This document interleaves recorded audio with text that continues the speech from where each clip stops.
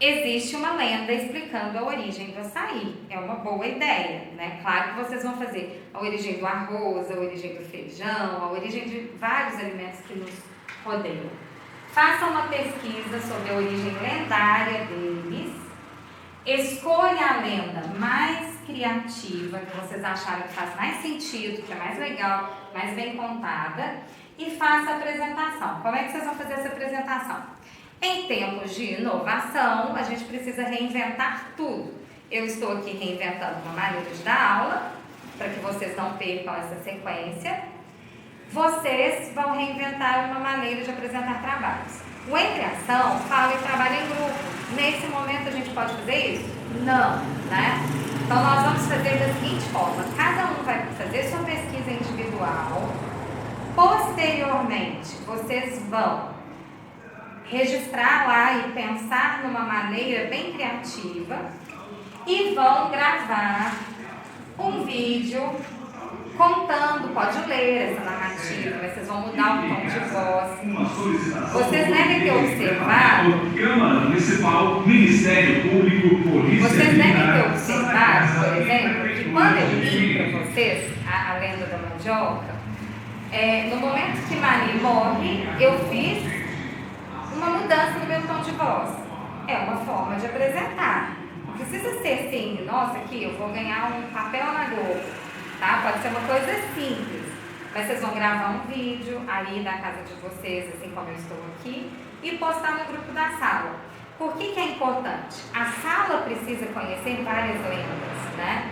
Então, vai lá, já coloca assim, vou pesquisar a lenda de tal alimento, vou pesquisar para não ter repetição, né? Se repetir, seja criativo, apresente de uma forma diferente.